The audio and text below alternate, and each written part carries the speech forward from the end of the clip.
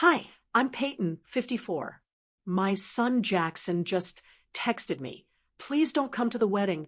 It's better this way. After raising him alone, I couldn't believe he would say that. Tonight, I stayed home, and what happened next changed everything between us. Where are you watching from? Drop your city in the comments. And don't forget to subscribe for more real-life family drama and emotional courage stories. My name is Peyton. I'm 54 years old, and I have spent most of my adult life raising my son, Jackson, alone. Tonight, I learned something that pierced straight through every ounce of love, sacrifice, and trust one thought we shared. It all started with a single text. And I wish I could say I didn't see it coming, but the words hit me like a freight train. Please don't come to the wedding. It's better this way. I stared at the screen, my thumb frozen over the phone as though it might somehow erase what I had just read. My living room felt smaller, the soft glow of the lamp suddenly oppressive. I sank into the armchair by the window, the early evening shadows of my quiet suburban street stretching across the floor. My heart raced, and a hollow ache settled in my chest. I tried to breathe normally, but each inhale felt too shallow, too heavy.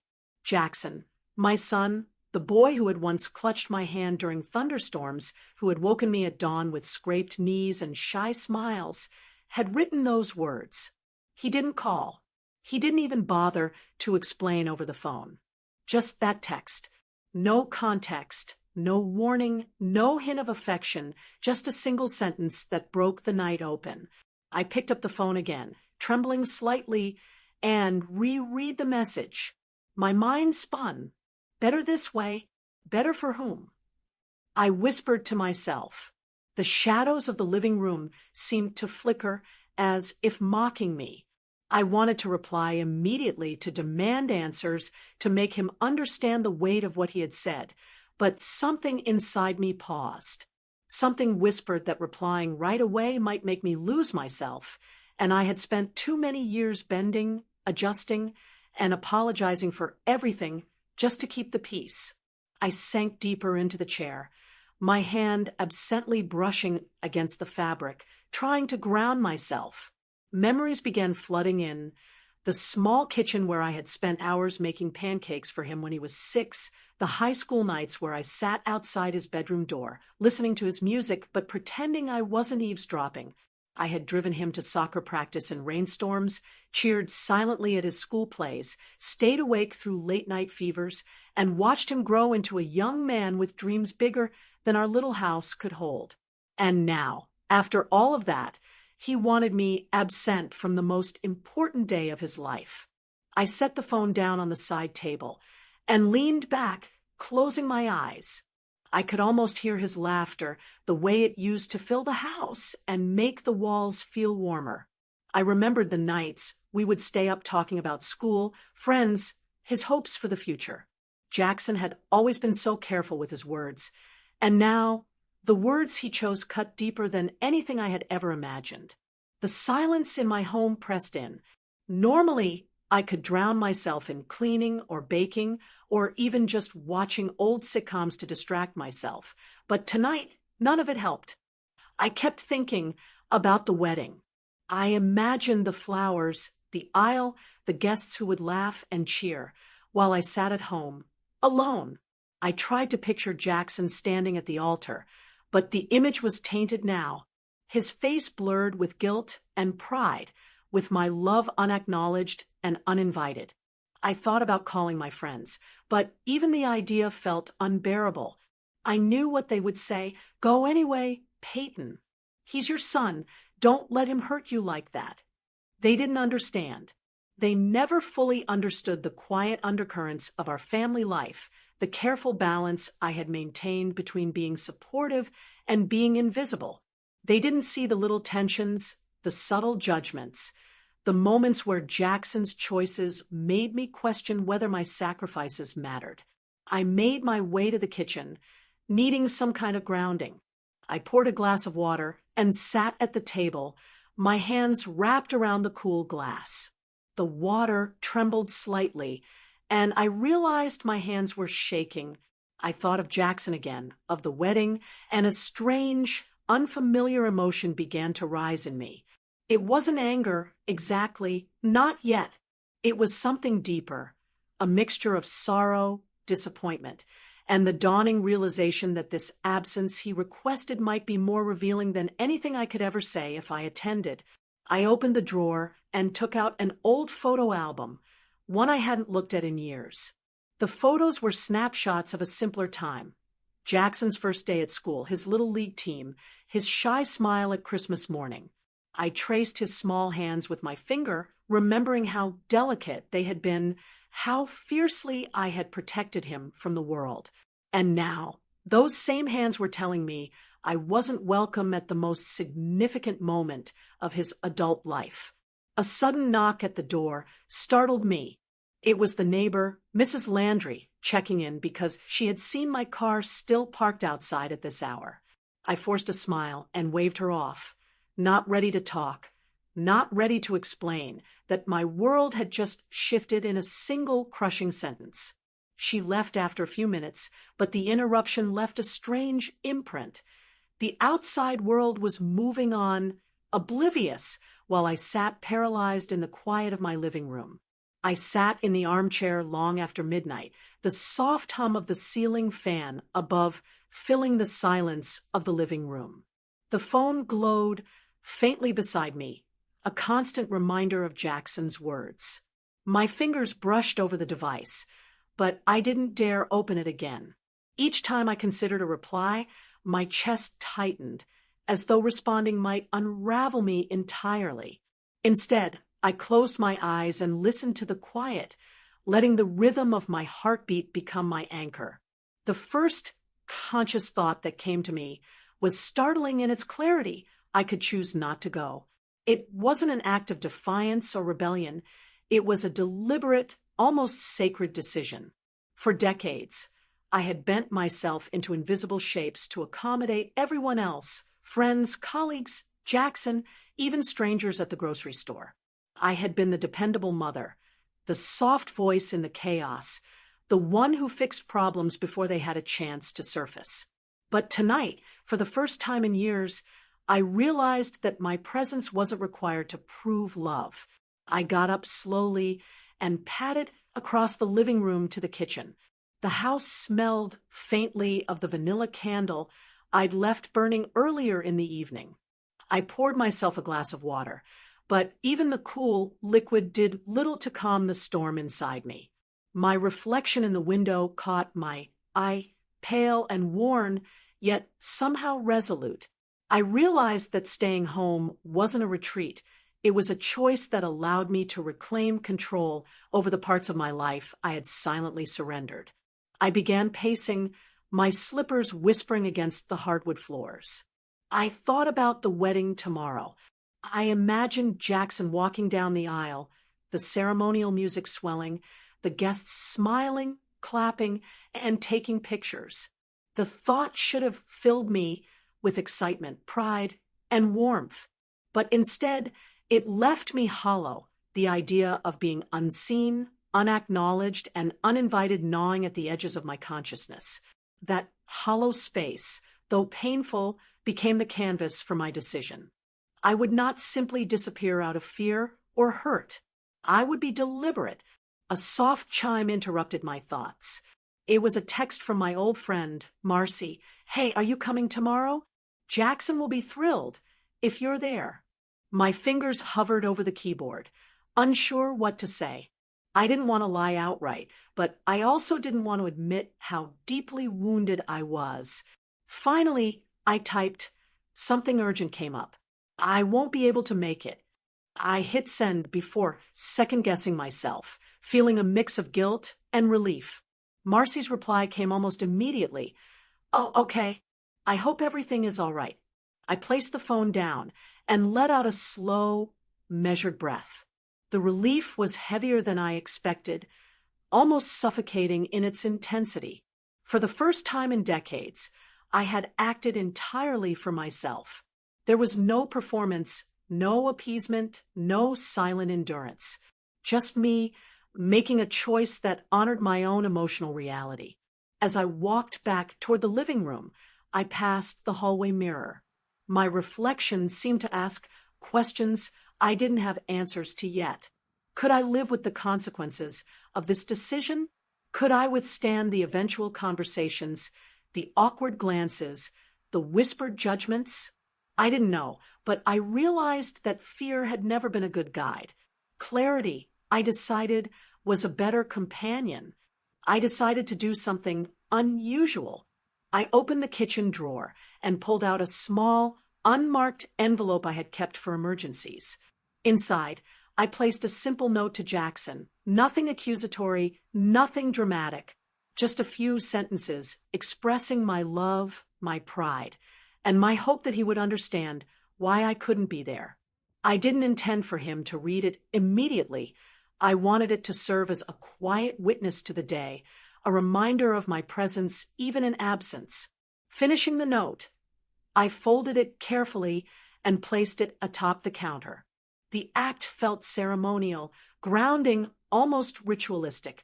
I realized that writing it wasn't just for him, it was for me, a small, deliberate assertion of my feelings, a tangible reminder that I existed in the midst of my own story, not merely as a supporting character in someone else's. I sank into the armchair again, the note resting nearby, and allowed myself to think about the past few years. Jackson had grown up quickly, as all children do, but the speed had caught me off guard.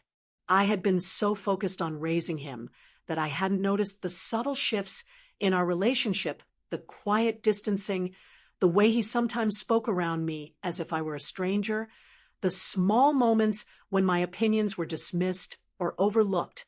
The text tonight crystallized all of those experiences into one single, undeniable moment. My presence wasn't desired, and that was a truth I couldn't ignore. I found myself remembering a dinner from last year. Jackson had invited me over to meet his fiancée for the first time. The evening had started pleasantly, with polite conversation and laughter. But as the night wore on, subtle tensions emerged. Comments about my appearance, my job, the way I spoke, tiny, almost imperceptible, yet sharp enough to prick my confidence. At the time, I had laughed them off, comforted myself with the thought that everyone's family had moments like these. But now, reflecting on it, I saw the evening in a new light. It had been a quiet warning, a foreshadowing of tonight's message. I walked to the window and watched the street outside, the occasional car passing, the neighbor's porch lights glowing in the dark. A sense of calm began to settle over me. The decision I had made wasn't about anger or punishment. It was about allowing the truth to breathe. By staying home, I was creating a space for honesty about what mattered, about who truly valued me, and about the consequences of choices that ignored the people who had invested so much love. The night stretched on, each minute filled with a quiet, almost meditative tension. I busied myself with small tasks, folding laundry, straightening books on the shelves, preparing a simple breakfast for myself in case I stayed up late. Each motion was deliberate, grounded, a reminder that I was living fully in the present moment, not merely reacting to a text that had upended my world. As the clock neared 2 a.m., I began thinking about the letters and cards I had saved over the years, notes from Jackson when he was little, reminders of milestones, small declarations of love that now felt bittersweet. I pulled out a box from the closet, sifting through the memories, each one a delicate reminder of the bond we had shared. Tears blurred my vision, but they weren't tears of anger. They were recognition, acknowledgement of both the love and the distance that now defined our relationship. The quiet decision I had made began to feel heavier, more consequential. I realized that absence carried a weight of its own. It was not emptiness. It was presence reframed, visibility reshaped, and consequences allowed to unfold naturally. I thought about tomorrow, imagining the wedding scene in vivid detail, Jackson standing tall, the fiancé smiling, the guests exchanging pleasantries. I would not be there to nod, to smile, to smooth over any minor mishaps. My absence would speak louder than any intervention I could have staged. I felt a pang of sadness, imagining the awkward glances from distant relatives who had always seen me as too outspoken or too emotional. Tomorrow, they would notice the empty chair. They would whisper, speculate, and perhaps even feel uncomfortable. And I realized with a mix of sorrow and satisfaction that discomfort could be illuminating. Sometimes the truths we avoid confronting are revealed in the quietest ways, through absence rather than argument. By 3 a.m., I decided to prepare a small emergency kit for myself: a water bottle, snacks, a notebook, and a pen. If the night became too heavy, I wanted to have tools to process it, to anchor myself, and to channel the emotions without collapsing under them.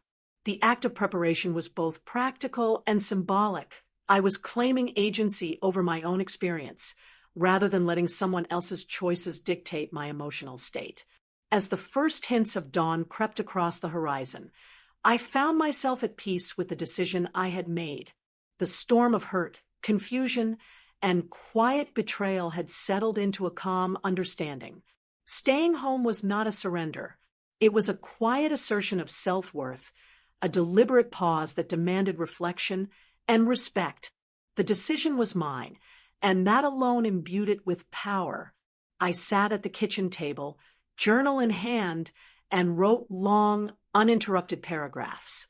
I wrote about my fears, my hopes, my memories, my love, and my sadness. Each word anchored me further, helping me process the complex web of emotions that Jackson's text had unleashed. By the time the sun began to peek through the blinds, I felt lighter, more grounded, and strangely liberated. Even in the early morning light, I could feel the weight of tomorrow looming. Yet for the first time in years, I felt as though I had chosen the shape of my own narrative. I had decided in silence and solitude to step back, not in defeat, not in anger, but in deliberate, quiet power. And that quiet decision, I knew, would change everything, whether Jackson realized it or not. I looked one last time at the small note I had written for him, now folded neatly on the counter. It was my voice, my truth, my love preserved for a day when he might finally see it clearly. And with that, I allowed myself to sit back, take a deep breath, and let the quiet decision settle into the very fabric of who I was becoming, someone who could love fully, set boundaries firmly, and still feel proud of her choices. Morning came slowly, brushing pale gold light across my kitchen table, where the note to Jackson still rested.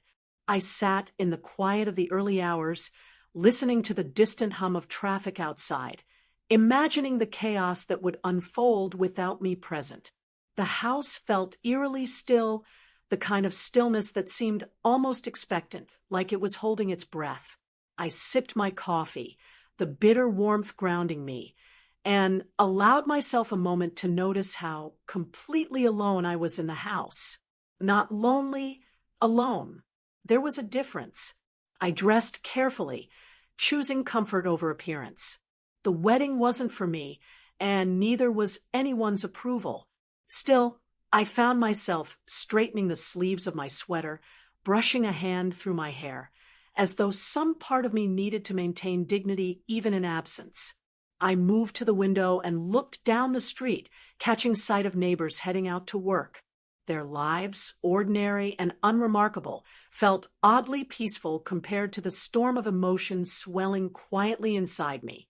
Around mid-morning, my phone buzzed. It was a photo from my sister, Claire. She had arrived at the venue early, snapping a wide shot of the garden where the ceremony would take place. The flowers were vibrant, the seating arranged in neat rows, and the gentle sun cast playful shadows across the grass. In that image, Jackson looked happy, the corners of his mouth turned in a smile that I had once thought only I could inspire. I felt a tug at my heart, but I didn't respond. My absence had already started to make its statement, and I needed to see how the world moved without me there. The next photo showed the first guests arriving, distant cousins, a few close friends, neighbors I had only met once or twice. Their laughter carried through the image, even though I couldn't hear it. I imagined their whispers, their sideways glances toward the empty chair that had been reserved for me. Even in absence, I was already visible. I felt an unexpected surge of quiet satisfaction. Perhaps for the first time, my significance wasn't assumed. It was observed, measured, and missed. By late morning, the sky had shifted to a brilliant blue, and I could hear snippets of birdsong from the trees outside. I decided to take a small walk down the street, a gesture to occupy my body, while my mind wrestled with the tension I had created by staying home. The neighborhood was calm, the usual sounds of kids playing and distant lawnmowers providing a rhythm that contrasted sharply with the storm of emotions swirling inside me. With each step, I reminded myself that I had chosen this path deliberately. I was not a passive observer of my life. I was actively shaping it, even if that meant sitting out the most important day of my son's life. As I walked, I thought about the subtle dynamics at play at the wedding. Jackson had always been the kind to avoid conflict, to smooth over tension before it surfaced. By asking me to stay home, he had attempted to control the environment, to create an illusion of harmony. But harmony built on omission is fragile. I imagined the small mishaps that might occur, the misplaced bouquet, a forgotten place card, a nervous flower girl tripping over her dress, and a tiny, ironic smile tugged at the corners of my lips. These moments would unfold naturally without my intervention, and perhaps reveal the truth of how much I had quietly done for him over the years. When I returned home, I found a message from Jackson's fiancée, Emily. It was brief, almost casual. "Everything is set. Can't wait to see you tomorrow." My chest tightened, but I didn't reply. Emily had assumed my presence as a given, a fixture of the background she had never truly appreciated. My absence would speak louder than my words ever could. And though part of me ached to see Jackson and Emily together in the garden, I felt a strange power in watching the day unfold from my quiet, invisible perch. By early afternoon, I decided to make myself a simple lunch, moving deliberately in the kitchen, as if preparing for a guest who would never arrive. The hum of the refrigerator, the clatter of cutlery, even the smell of toasted bread became a meditative rhythm. I poured a glass of iced tea and carried it to the living room, settling near the window again. Outside, I could see neighbors waving and chatting, oblivious to the emotional drama playing out elsewhere. And yet, I felt intimately connected to the invisible threads of the day, to the unfolding narrative from which I had consciously removed myself. Midway through lunch, I heard a soft knock at the door. Startled, I set down my glass and moved cautiously toward it. On the porch stood my neighbor's teenage son, Kevin, holding a small bouquet of wildflowers. "Hi, Peyton," he said shyly. "My mom said you might like some flowers. I picked these for you." I accepted them, surprised, and inhaled their fragrance. They were simple, imperfect, yet beautiful. An unexpected reminder that gestures of thoughtfulness can arrive even on days when the world feels heavy with absence. I thanked him quietly, feeling a warmth that had nothing to do with Jackson's wedding and everything to do with being seen in my own right. After Kevin left, I returned to the window, placing the wildflowers in a small vase. I could see a car pull up the street, probably another guest, but I did not move to greet anyone. I was fully present in my own space, fully aware of the choice I had made and its consequences. I felt a strange mixture of sadness, pride, and anticipation. The day was moving forward, and I had no role in it beyond observation, but observation, I realized, carried its own kind of power. Around mid-afternoon, the first hints of tension reached me indirectly. A text from Claire popped up. "Mom, there's some confusion with seating." Some guests are asking where you are. My fingers hovered over the screen. I didn't respond. This was exactly what I had anticipated. The absence of someone who had always been there quietly solving problems was being felt immediately. I could almost hear the muffled whispers and side glances, the subtle shifts in conversation as people tried to account for the missing presence that had been assumed to be constant. I spent the next hour moving slowly through the house, tidying small areas, arranging books on the shelves, even dusting corners I normally ignored. Each motion was deliberate, a grounding exercise to keep me tethered to my own sense of purpose. Occasionally, I glanced at the clock, imagining Jackson pacing nervously behind the scenes, Emily adjusting her dress, and the guests beginning to exchange questions and polite smiles tinged with curiosity. My absence had begun to shape the rhythm of the day, and for the first time, I understood that influence did not require physical presence. It could be felt subtly from afar. By mid-afternoon, a group of relatives had begun posting pictures online. I scrolled through the feeds cautiously, noting candid shots of the ceremony preparations. The images revealed small hiccups, a flower arrangement slightly askew, a misplaced program, but no major disaster. I felt a strange mix of relief and ironic satisfaction. Relief because the day was still unfolding with grace. Satisfaction because the cracks in perfection revealed the quiet truth. My contributions over the years had smoothed over countless tiny details, and now, in my absence, the gaps were just perceptible enough to make an impression. A call came from a distant cousin, Teresa. Her voice was polite, but slightly strained. "Peyton, is everything all right? We noticed your chair was empty. Jackson mentioned you might be busy." I smiled faintly, answering with calm firmness, "I'm fine, thank you, just taking care of a few things at home." There was a pause on the line, the faintest hint of awkwardness before she changed the subject. That brief, uncomfortable silence felt like an acknowledgement of what my presence or absence truly meant. By late afternoon, I began noticing small details in my own home that mirrored the wedding's unfolding. The sunlight fell across the living room in shifting patterns, the shadows stretching and contracting like actors on a stage.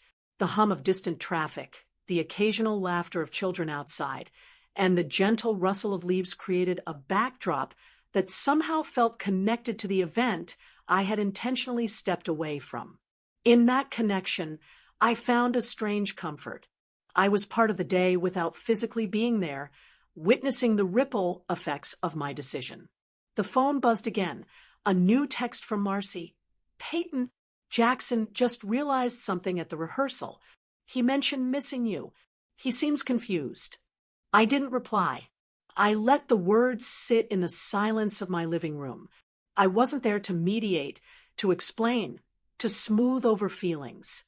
I had chosen this path deliberately, allowing consequences to arrive naturally, even if they were uncomfortable. The tension that my absence created was a reflection of reality, not manipulation. By early evening, I found myself standing at the window again, watching the sun dip lower in the sky, painting the world in gold and rose hues. I imagined the ceremony beginning, the music swelling, the vows being exchanged. I imagined Jackson's expression as he finally registered the full impact of my absence, the subtle recognition that the constant, quiet presence he had taken for granted was gone. I felt no satisfaction in discomfort alone. It was clarity I valued. Clarity for him, for me, for everyone involved. Dinner was a quiet affair, a simple plate of roasted vegetables and chicken. I ate slowly, savoring each bite, noticing flavors I had often ignored in the rush of parenting, of preparation, of always being on call for someone else. Tonight, I was fully present in the act of nourishing myself. In that simple, mundane ritual, I found a sense of dignity and self-respect that I had not allowed myself in years. As night approached, I moved through the house, tidying again, checking the note I had written for Jackson. I imagined him discovering it in the aftermath of the day, and a quiet hope bloomed in me. The note was not a weapon. It was a truth, a tangible reminder of love and presence that could not be erased. My absence had created space for that truth to speak louder than any words I might have spoken in person. By the time the stars began to twinkle faintly in the suburban sky, I felt a strange, serene satisfaction.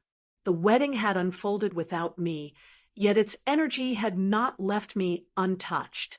Every text, every photo, every small ripple of consequence had been part of a larger, unspoken narrative, a narrative I was shaping silently, deliberately, and with full awareness.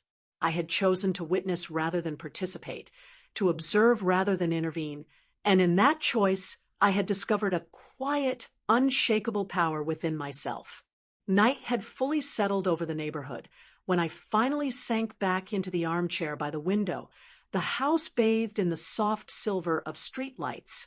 The wedding had long concluded, or at least the main ceremony had, and yet I felt the subtle tremor of energy, the lingering echoes of emotions I had intentionally left behind. The house was quiet, except for the faint hum of the refrigerator and the occasional distant sound of cars on the street. Even in the stillness, I sensed the truth approaching. Though I couldn't yet see it, I glanced down at my phone, expecting another text from Marcy or Claire, but instead, there was silence. I could almost feel Jackson moving through the wedding reception, forced to navigate the space I had intentionally left empty. The absence of a mother's quiet intervention is a powerful thing, one that cannot be ignored, one that exposes habits, preferences, and the subtle ways relationships have been built over years. And now, my absence was demanding attention. It began with the first phone call from Emily. The tone was light, but carried an edge of unease I could almost hear through the digital waves. Peyton, Jackson noticed you weren't there. He's upset, I think. Maybe confused. Did something happen? I set the phone down without responding immediately, letting her words settle into the room like the first chill of winter. It wasn't guilt I felt, nor triumph. It was the weight of consequence, the realization that absence can teach lessons more efficiently than presence ever could. My mind replayed countless moments when I had quietly smoothed over tensions. I remembered the time Jackson had forgotten to send a thank you note for a friend's birthday gift. I had subtly reminded him, provided the stationery, even drafted a note he could personalize. Or the time Emily had accidentally ordered the wrong cake for a dinner. I had quietly coordinated a replacement without anyone noticing. These small interventions had gone unremarked, invisible labor that kept peace and appearances intact. Now, my absence had exposed the fragility beneath that perfection. A knock at the door startled me. It was my neighbor, Mrs. Landry, holding a small package. "Peyton, I thought you might like this," she said, handing it to me with a sympathetic smile. Inside was a card from some of the extended family who had attended the wedding. The handwriting was familiar, casual, yet it carried an undercurrent of apology. "We noticed your absence. It made us realize how much you've always been there." My fingers trembled slightly as I read the words. For the first time in years, the truth of my quiet significance was visible, acknowledged, even if indirectly. I sank back into the armchair, letting the card rest on my lap. The thought of Jackson circulated relentlessly in my mind. I imagined him surrounded by friends and relatives, realizing that the constant presence he had relied on had been removed, even momentarily. I wondered if he felt the subtle pangs of guilt, the recognition that some things once taken for granted are missed only when they are absent. The idea made my chest tighten, a mixture of sorrow and vindication intertwined in a complicated knot. Hours later, the phone rang again. This time it was Jackson himself. I hesitated before answering, feeling the sudden surge of emotion tighten my throat. Mom, I don't get it. Why didn't you come? Everyone's here. I thought you'd be here. His voice wavered, a mixture of confusion and the first hints of vulnerability he rarely allowed to surface. I took a deep breath before responding, keeping my tone calm, even yet firm. Jackson, I made a choice. I stayed home because I wanted you to understand something important. I didn't want to intervene, smooth over mistakes, or pretend everything was perfect. I wanted the truth to be felt. There was silence on the other end. I could almost hear him thinking, processing, realizing that his world had shifted in a subtle but undeniable way. The pause stretched long enough for me to imagine his expression, the small furrow between his brows, the corners of his mouth tightening as the weight of understanding began to settle. Finally, he spoke, quieter this time. I didn't think about it like that. I didn't want things to be awkward. Life is full of awkward moments, Jackson. I replied, it's how we handle them that matters. Sometimes the person who loves you most isn't there to fix things. Sometimes absence is the teacher. I hung up after a long moment, letting the conversation linger in the quiet of the house. For the first time, I felt a shift, not dramatic, not triumphant, but subtle, like a tide beginning to move beneath the surface.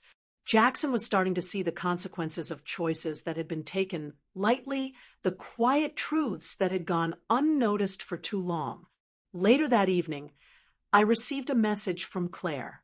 She had stayed behind at the reception to help Emily clean up, and her words painted a vivid picture. Mom, they're finally talking about all the little things you've done over the years.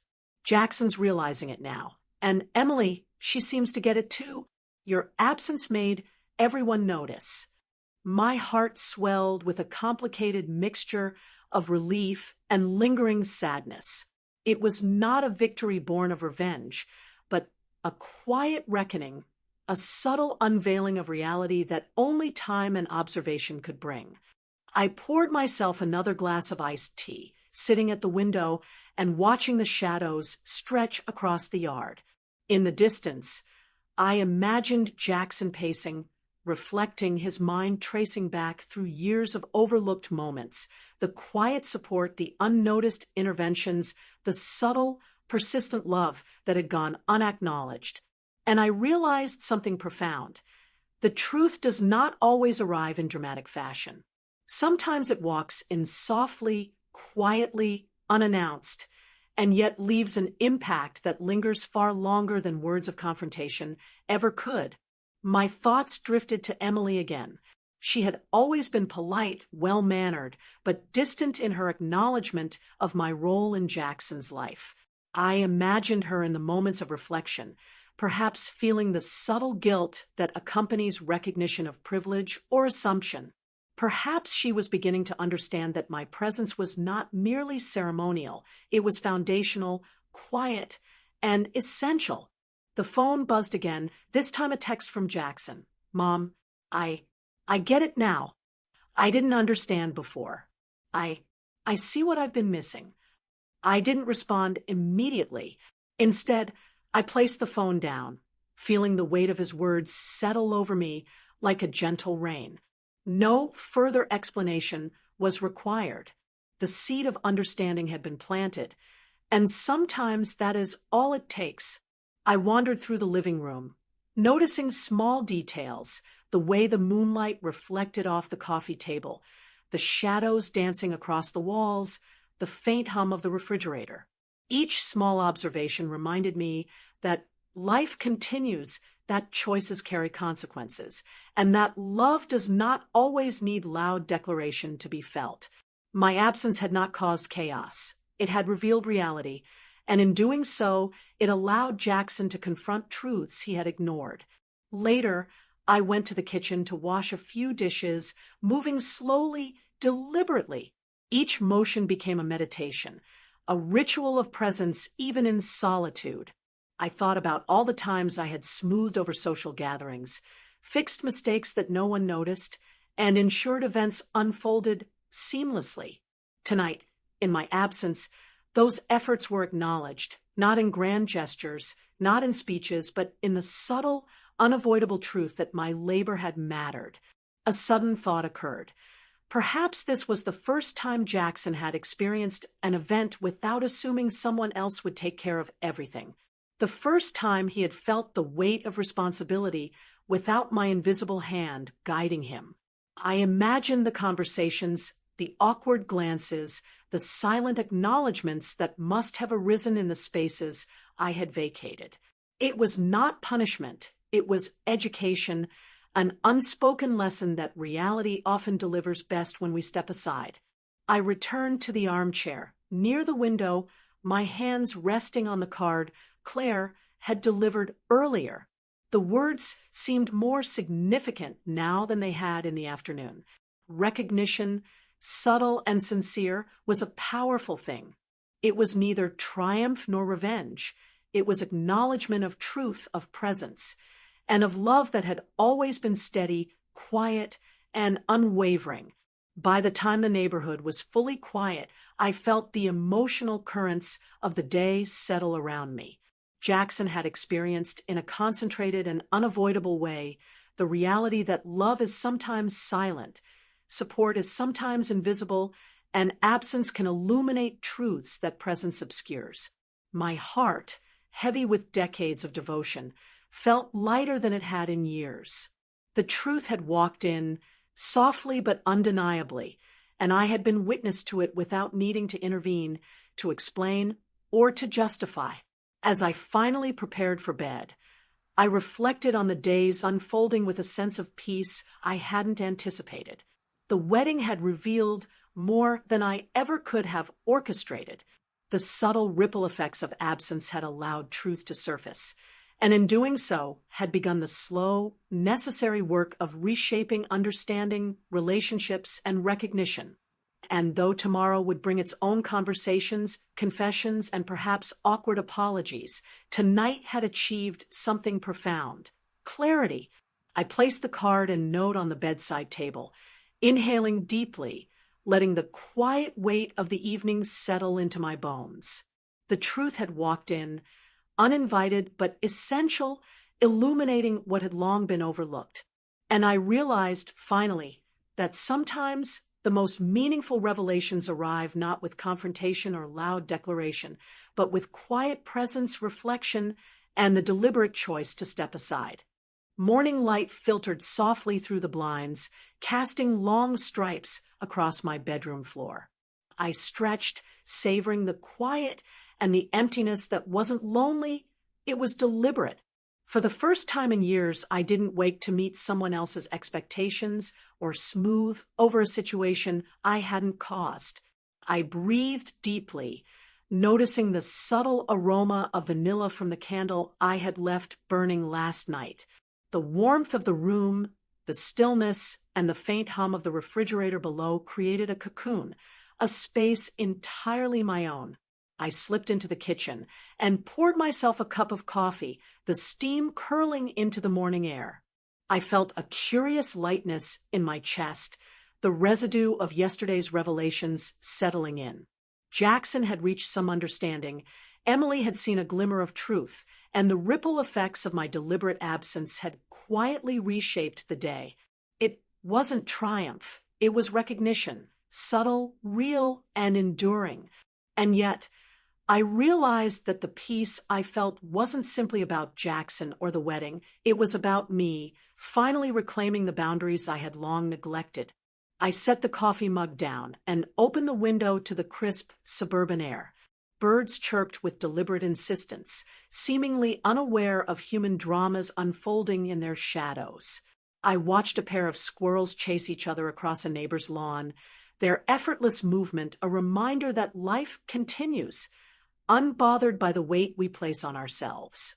For the first time, I allowed myself to consider what my life might look like if I consistently protected my emotional space, if I allowed myself to say no without guilt, if I placed my own well-being first without apology. I decided to start the day slowly, moving through the house with intention. I tidied the living room, folded a stack of laundry, and wiped down surfaces that had long accumulated dust.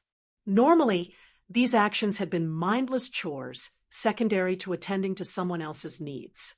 But today, each small task was an exercise in grounding myself, in affirming that I could be fully present in my own life, in my own home, for myself alone. The sense of agency was intoxicating in its simplicity as I carried a basket of folded clothes to the bedroom. I reflected on the subtle ways I had allowed others to overstep boundaries. Jackson's request for me to stay home, though painful, was a clear reminder that assumptions about my presence had shaped much of our relationship. I realized that boundaries are not merely rules, they are declarations of self-respect. They teach others how to treat you, and more importantly, they preserve the integrity of your own emotional space. I decided to make a small breakfast, scrambled eggs, toast, and fresh fruit. I moved slowly, savoring the process, noticing the color of the strawberries, the way the yolks broke golden and bright in the pan. Eating felt deliberate, a form of self-nourishment that was both literal and symbolic. I reminded myself that taking care of myself was not selfish, it was essential. Every bite, every mindful action reinforced a truth I had neglected. I am allowed to exist for myself, not solely for others. The phone buzzed softly on the counter. It was a message from Jackson. "Mom, thanks for letting me figure some things out yesterday. I get it now. I really do. I'm sorry for asking you to stay away." I smiled faintly, a warmth spreading through my chest. I didn't feel the need to reply immediately. The words themselves were enough. A recognition of understanding, a step toward a healthier dynamic, and a confirmation that my choices had impact without being forced or manipulative. Around mid-morning, I walked down the street, enjoying the crisp air and the gentle rustle of leaves underfoot. I passed the park where families strolled, dogs ran, and children laughed. One little girl, barely 5, waved at me as she chased a bubble drifting in the breeze. I waved back, feeling the joy in the simple acknowledgement of presence without expectation. In that moment, I realized that my life could be filled with these small, beautiful interactions, these fleeting yet meaningful connections that were entirely unburdened by obligation or guilt. Returning home, I found a small package at the doorstep, a delivery from a friend who lived across town. Inside was a handwritten note and a book of poetry she thought I might enjoy. The note read, "Sometimes stepping back shows us more than stepping in ever could. Thinking of you." I held the card close, feeling a profound sense of gratitude and validation. The universe, in its quiet way, seemed to be affirming the path I had chosen. Self-discovery wasn't always loud. Often, it was delivered in gestures that only someone truly paying attention could recognize. The afternoon stretched lazily, giving me time to reflect and journal. I wrote about boundaries, times when I had been stretched too thin, moments when I had given too much of myself without expectation of reciprocation, the ways I had overlooked my own needs. I explored my emotions fully, without judgment, without concern for how anyone else might interpret them. I allowed myself to acknowledge anger, frustration, sadness, and love simultaneously, embracing complexity rather than seeking to simplify or sanitize it. Each word felt like a weight lifted, a step toward understanding who I truly was apart from others' demands. Later, I prepared a simple craft I had set aside for months. A small scrapbook of memories, photos of Jackson as a child, moments frozen in time, cards, and notes I had saved over the years. Arranging them carefully, I reflected on the duality of presence and absence. Each page represented the effort, love, and guidance I had provided quietly, often invisibly. And yet, for the first time, I was creating this collection not for Jackson, not for validation, but for myself. I was witnessing my own life acknowledging my contributions and honoring my journey. By early evening, the light in the room had softened, turning gold and amber as the sun dipped behind the houses. I moved to the living room window, gazing out at the street now quiet with only the occasional car passing. I noticed the details, the way shadows stretched across the pavement, how the wind rustled the leaves on the old oak tree at the corner, how the scent of a neighbor's barbecue drifted lazily through the air. Each observation reminded me that peace is cultivated, often in small, deliberate acts of attention and appreciation. I thought again of Jackson. The previous day had been a lesson for both of us. Absence had shown him truths he hadn't wanted to face, truths about reliance, appreciation, and emotional honesty. My boundaries, once a source of tension, had now become a tool for connection, a paradox that only revealed itself through deliberate choice and introspection. I realized that sometimes love is best expressed not by doing everything for someone, but by allowing them to feel, to notice, and to reflect. Dinner was quiet and deliberate, a simple meal of roasted vegetables and grilled chicken. I moved through the kitchen slowly, chopping, stirring, and arranging the plates with care. Each motion was grounded in self-awareness, a meditation in action. I noticed flavors more deeply, the subtle sweetness of roasted carrots, the tender juiciness of the chicken, the crispness of fresh lettuce. Eating became an act of mindfulness, a celebration of self-care and autonomy. After dinner, I settled onto the porch with a blanket wrapped around my shoulders. The sky was clear, speckled with stars, and a cool breeze brushed against my cheeks. I listened to the night, the distant sound of a train whistle, the chirping of crickets, the soft rustle of leaves. For the first time in a long time, I felt fully untethered from the expectations of others. I was present, not for anyone else, but for myself. And in that presence, I discovered a serenity I hadn't known I was capable of. A text from Claire appeared. "Mom, Jackson called me today. He said he finally understands what your absence meant. He's trying to be more aware, more appreciative. I think this will change things for him." I didn't rush to reply. I allowed the message to sit, letting the reality of the moment sink in. Boundaries, once a source of guilt and uncertainty, had created space for growth, for recognition, for deeper connection. As night deepened, I prepared a small ritual for myself. A cup of chamomile tea, a journal, and soft music playing in the background. I reflected on the journey of self-discovery I had undertaken. The wedding had been a catalyst, yes, but the deeper transformation had begun the moment I chose to prioritize my own emotional space. I understood now that peace is not merely the absence of conflict. It is the deliberate creation of space, the establishment of boundaries, and the courage to honor oneself fully. I ended the evening by lighting a small candle on the windowsill, letting its gentle flame flicker in the dark. I looked at the note I had left for Jackson, the scrapbook I had created, the quiet, orderly home I had cultivated.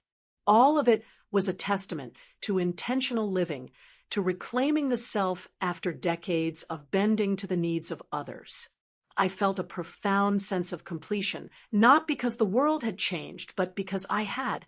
Finally, as I lay down in bed, I reflected on the entire journey, the painful realization of being unwanted, the deliberate choice to step back, the quiet observation of consequences, the recognition of unseen labor, and ultimately the embrace of boundaries and self-discovery. I drifted to sleep knowing that I was no longer defined solely by my roles in others' lives. I was Peyton, whole, intentional, and at peace with the delicate balance of love, presence, and self-respect. The night was silent, save for the gentle hum of the neighborhood. And in that silence, I discovered the clearest truth of all, that peace is not given. It is chosen, nurtured, and protected. Boundaries are not barriers. They are invitations to authenticity. And self-discovery is a lifelong journey, beginning with the courage to honor oneself unapologetically. As I lay back in bed, staring at the faint glow of the streetlights filtering through the blinds, a profound sense of stillness settled over me, a stillness that felt earned, not borrowed. The past 24 hours had been a revelation, a quiet upheaval that shook loose the layers of expectation, guilt, and habit I had carried for decades. I thought about Jackson, about how much he had depended on my invisible scaffolding, how he had assumed my presence as a constant, as a safety net he would never have to question. And yet, in my absence, he had begun to see the truth, not in loud confrontations or tearful arguments, but in the quiet, unyielding reality that some things cannot be smoothed over by love alone. Sometimes love must step back, let go, and allow the weight of consequence to speak. I reflected on Emily as well, on the subtle ways she had been forced to recognize the reality of the relationships around her. I imagined her noticing small cracks in the carefully arranged perfection, small gaps where my presence had been silently felt but never appreciated. Perhaps she had glimpsed the work that had always gone unnoticed, the labor of love that had quietly supported everyone, and understood, in her own way, the meaning of my absence. It wasn't about shaming anyone, it was about truth, about exposing the subtle forces that shape lives and relationships when we choose to step aside and observe rather than intervene. And then there was me, finally, wholly, undeniably me.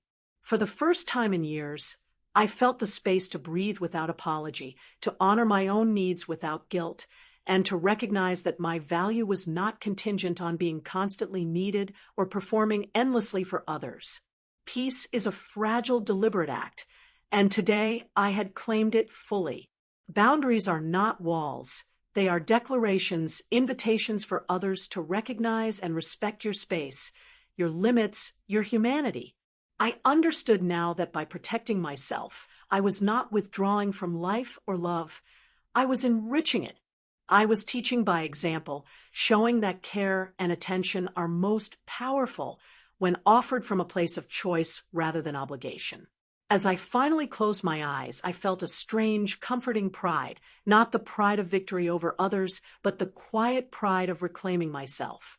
Life would continue. Jackson and Emily would navigate their marriage. I would remain his mother. But the dynamics had shifted in subtle, irrevocable ways. I had witnessed the unfolding of truth, the recognition of what had been taken for granted. And in doing so, I had learned the profound power of deliberate absence, of measured presence, and of the courage it takes to stand firmly in one's own life. Tomorrow would bring its own challenges, perhaps awkward conversations, perhaps tentative apologies, perhaps moments of tentative understanding. But tonight, I allowed myself to sink fully into this hard-earned serenity. The journey of love, boundaries, and self-discovery is ongoing, but I had taken the first true steps toward living for myself while still loving fully, without losing myself in the process. And for the first time in a long time, I felt whole, anchored, and alive in my own right.